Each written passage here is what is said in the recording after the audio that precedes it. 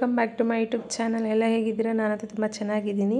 ನೀವು ಕೂಡ ತುಂಬ ಚೆನ್ನಾಗಿದ್ದೀರ ಅಂತ ಅಂದ್ಕೊಂಡಿದ್ದೀನಿ. ನನ್ನ ವೀಡಿಯೋಸ್ ನಿಮಗೆ ಇಷ್ಟ ಆಗ್ತಿದೆ ದಯವಿಟ್ಟು ಲೈಕ್ ಮಾಡಿ, ಶೇರ್ ಮಾಡಿ, ಕಮೆಂಟ್ ಮಾಡಿ, ಹಾಗೆ ಸಬ್ಸ್ಕ್ರೈಬ್ ಮಾಡಿ. ಇದ್ಕಿದ ಬೇಳೆಕಾಳು ಸಾರನ್ನ ಹೇಗೆ ಮಾಡೋದು ಅಂತ ನೋಡೋಣ ಬನ್ನಿ.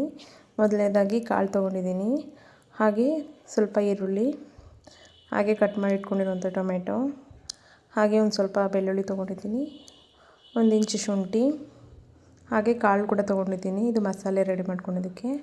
ಹಾಗೆ ತೆಂಗಿನಕಾಯಿ ಕೂಡ ತೊಗೊಂಡಿದ್ದೀನಿ. ಹಾಗೆ ಗಸಗಸೆ, ಚಕ್ಕೆ, ಲವಂಗ ಮತ್ತು ಕಡಲೆ ಕೂಡ ತೊಗೊಂಡಿದ್ದೀನಿ. ಈಗ ಸ್ವಲ್ಪ ಕೊತ್ತಂಬರಿ, ಪುದೀನ, ಹಾಗೆ ಸ್ವಲ್ಪ ಧನಿಯಾ ಪುಡಿ, ರುಚಿಗೆ ತಕ್ಕಷ್ಟು ಉಪ್ಪು, ಖಾರದ ಪುಡಿ, ಹಾಗೆ ಒಗ್ಗರಣೆಗೆ ಎಣ್ಣೆ, ಮತ್ತು ಈಗ ಒಗ್ಗರಣೆ ಮಾಡ್ಕೊಳೋದಕ್ಕೆ ಈರುಳ್ಳಿ, ಕರಿಬೇವಿನ ಸೊಪ್ಪು, ಹಾಗೆ ಸಾಸಿವೆ ಕೂಡ ತೊಗೊಂಡಿದ್ದೀನಿ. ಈಗ ಹೇಗೆ ಮಾಡೋದು ಅಂತ ನೋಡೋಣ ಬನ್ನಿ. ಮೊದಲನೇದಾಗಿ ಸ್ಟವ್ ಹಚ್ಕೋಬೇಕು. ಸ್ಟವ್ ಹಚ್ಕೊಂಡು ಒಂದು ಬಾಣಲೆನ ಇಟ್ಕೊಂಡು ಅದಕ್ಕೆ ಸ್ವಲ್ಪ ಎಣ್ಣೆ ಹಾಕ್ಕೋಬೇಕು. ಎಣ್ಣೆ ಕಾದಿದ್ದಾದಮೇಲೆ ಈರುಳ್ಳಿ ಹಾಕ್ಕೋಬೇಕು. ಈರುಳ್ಳಿ ಮತ್ತು ಬೆಳ್ಳುಳ್ಳಿನ ಹಾಕ್ಕೊಂಡು ಚೆನ್ನಾಗಿ ಫ್ರೈ ಮಾಡ್ಕೋಬೇಕು. ಫ್ರೈ ಮಾಡ್ಕೊಂಡಿದ್ದಾದಮೇಲೆ ಸ್ವಲ್ಪ ಟೊಮೆಟೊ ಕಟ್ ಮಾಡಿದ್ವಲ್ಲ ಅದನ್ನು ಕೂಡ ಆ್ಯಡ್ ಮಾಡ್ಕೋಬೇಕು. ಇದು ಮಸಾಲೆ ರುಬ್ಬೋದಕ್ಕೆ ಮಾಡ್ತಾಯಿರೋದು. ಅದು ಕೆಲವ್ರು ಹಾಗೆ ಹಾಕ್ಬಿಟ್ಟು ಮಾಡ್ತಾರೆ, ಆದರೆ ಈ ಥರ ಫ್ರೈ ಮಾಡ್ಕೊಂಡು ಮಾಡೋದ್ರಿಂದ ತುಂಬ ಚೆನ್ನಾಗಿರುತ್ತೆ. ಹಾಗೆ ಶುಂಠಿ ಕೂಡ ಹಾಕ್ಕೋಬೇಕು. ಫ್ರೈ ಮಾಡ್ಕೊಂಡು ಮಾಡೋದ್ರಿಂದ ತುಂಬಾ ಚೆನ್ನಾಗಿರುತ್ತೆ ಫ್ಲೇವರು. ಹಾಗೆ ನಾನು ಸ್ವಲ್ಪ ಕಾಳು ತೆಗ್ದಿಟ್ಟಿದ್ವಲ್ಲ ಅದನ್ನು ಕೂಡ ಇದಕ್ಕೆ ಆ್ಯಡ್ ಮಾಡ್ಕೋಬೇಕು. ಆ್ಯಡ್ ಮಾಡಿಕೊಂಡು ಹಾಗೆ ಇದರಲ್ಲೇ ಫ್ರೈ ಮಾಡ್ಕೋಬೇಕು. ಹಾಗೆ ಚಕ್ಕೆ, ಲವಂಗ, ಗಸಗಸೆ ಮತ್ತು ಕಡಲೆ ಕೂಡ ಸೇರಿಸ್ಕೊಂಡಿದ್ದೀನಿ. ಸೇರಿಸ್ಕೊಂಡು ಚೆನ್ನಾಗಿ ಮಿಕ್ಸ್ ಮಾಡ್ಕೊಂಡು ಫ್ರೈ ಮಾಡಬೇಕು.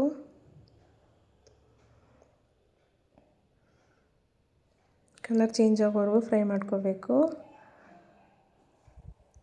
ತೆಂಗಿನಕಾಯಿ ಕೂಡ ಆ್ಯಡ್ ಮಾಡ್ಕೋಬೇಕು.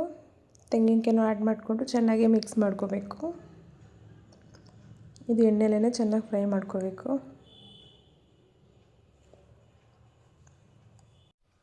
ಈಗ ಸ್ವಲ್ಪ ಪುದೀನ ಮತ್ತು ಕೊತ್ತಂಬರಿ ಸ್ವಲ್ಪ ಆ್ಯಡ್ ಮಾಡ್ಕೊಳ್ಳೋಣ ಬನ್ನಿ.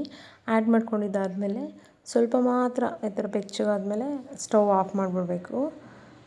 ಜಾಸ್ತಿ ಪುದೀನ ಮತ್ತು ಕೊತ್ತಂಬರಿ ಇದಾದರೆ ಚೆನ್ನಾಗಿರಲ್ಲ. ಹಾಗಾಗಿ ಸ್ವಲ್ಪ ಮಾತ್ರ, ಇನ್ನೇನು ಸ್ವಲ್ಪ ಹೊತ್ತು ಇಳಿಸ್ತೀವಿ ಅನ್ನಂಗೆ ಪುದೀನ ಕೊತ್ತಂಬರಿನ ಹಾಕ್ಕೋಬೇಕು. ಈಗ ಸ್ಟವ್ ಆಫ್ ಮಾಡಿಕೊಂಡು ಆವಾಗಲೇ ನಾವು ತೆಗ್ದಿಟ್ಟಿದ್ವಲ್ಲ ಧನಿಯಾ ಪುಡಿ ಕೂಡ ಆ್ಯಡ್ ಮಾಡ್ಕೊಳ್ಳೋಣ ಬನ್ನಿ.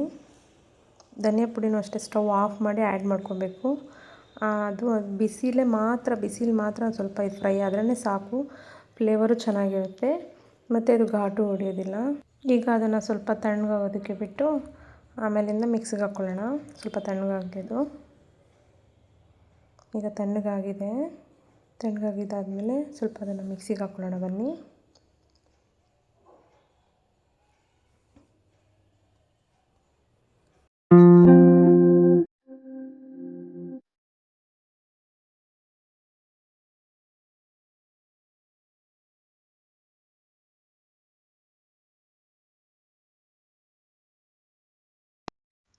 ಈ ಥರ ಫೈನ್ ಪೇಸ್ಟ್ ಆಗಿದೆ. ಇವಾಗ ನೆಕ್ಸ್ಟು ಒಗ್ಗರಣೆ. ಒಂದು ಪಾತ್ರೆನ ತೊಗೊಂಡು ಅದಕ್ಕೆ ಎಣ್ಣೆ ಹಾಕ್ಕೊಂಡು ಎಣ್ಣೆ ಕಾದಿದ್ದಾದಮೇಲೆ ಸಾಸಿವೆ ಮತ್ತು ಕರಿಬೇವಿನ ಸೊಪ್ಪು ಹಾಗೆ ಈರುಳ್ಳಿನ ಹಾಕ್ಕೋಬೇಕು. ಈರುಳ್ಳಿ ಕಲರ್ ಚೇಂಜ್ ಆಗೋವರೆಗೂ ಚೆನ್ನಾಗಿ ಫ್ರೈ ಮಾಡ್ಕೋಬೇಕು. ಈರುಳ್ಳಿ ಕಲರ್ ಚೇಂಜ್ ಆಗೋವರೆಗೂ ಫ್ರೈ ಮಾಡ್ಕೊಂಡಿದ್ದಾದಮೇಲೆ ಇದಕ್ಕಿದ್ದು ಅವರೆಕಾಳು ಇತ್ತಲ್ಲ ಅದನ್ನು ಕೂಡ ವಾಶ್ ಮಾಡ್ಕೊಂಡು ಇದಕ್ಕೆ ಆ್ಯಡ್ ಮಾಡ್ಕೋಬೇಕು. ಹಸಿ ಸ್ಮೆಲ್ ಹೋಗೋವರೆಗೂ ಎಣ್ಣೆಲಿ ಚೆನ್ನಾಗಿ ಫ್ರೈ ಮಾಡ್ಕೋಬೇಕು. ಎಣ್ಣೆಲೇ ಸ್ವಲ್ಪ ಫ್ರೈ ಮಾಡಿಕೊಂಡ್ರೆ ಫ್ಲೇವರ್ ಕೂಡ ಚೆನ್ನಾಗಿರುತ್ತೆ ಮತ್ತು ಹಸಿ ಕೂಡ ಸ್ಮೆಲ್ ಇರೋದಿಲ್ಲ, ಚೆನ್ನಾಗಿರುತ್ತೆ. ನಾವು ಡೈರೆಕ್ಟ್ ಮಸಾಲೆನ ಕೂಡಿಸಿಡೋದಕ್ಕಿಂತ ಈ ಥರ ಒಗ್ಗರಣೆ ಹಾಕ್ಕೊಂಡು ಇಟ್ಟರೆ ತುಂಬಾ ಚೆನ್ನಾಗಿರುತ್ತೆ. ಕಾಳೆಲ್ಲ ಚೆನ್ನಾಗಿ ಫ್ರೈ ಆಗಿದೆ. ಈಗ ರುಬ್ಬಿಟ್ಕೊಂಡಿದ್ವಲ್ಲ ಮಸಾಲಾನ ಆ್ಯಡ್ ಮಾಡಿಕೊಂಡು ಇದನ್ನು ಕೂಡ ಎಣ್ಣೆಲೇ ಚೆನ್ನಾಗಿ ಫ್ರೈ ಮಾಡ್ಕೋಬೇಕು. ಹಸಿ ಸ್ಮೆಲ್ ಹೋಗೋವರೆಗೂ ಚೆನ್ನಾಗಿ ಫ್ರೈ ಮಾಡ್ಕೋಬೇಕು. ಈಗ ಫ್ರೈ ಮಾಡ್ಕೊಂಡಿದ್ದಾದಮೇಲೆ ನಮಗೆ ಎಷ್ಟು ಬೇಕೋ ಅಷ್ಟು ನೀರನ್ನ ಸೇರಿಸ್ಕೋಬೇಕು. ನೀರು ನೋಡ್ಕೊಂಡು ಸೇರಿಸ್ಕೊಳ್ಳಿ. ಇದು ಜಾಸ್ತಿ ತೆಳ್ಳಗಾದರೆ ಟೇಸ್ಟ್ ಇರೋದಿಲ್ಲ. ಸ್ವಲ್ಪ ಮಾತ್ರ ನೀರು ಸೇರಿಸ್ಕೊಂಡ್ರೆ ಚೆನ್ನಾಗಿರುತ್ತೆ.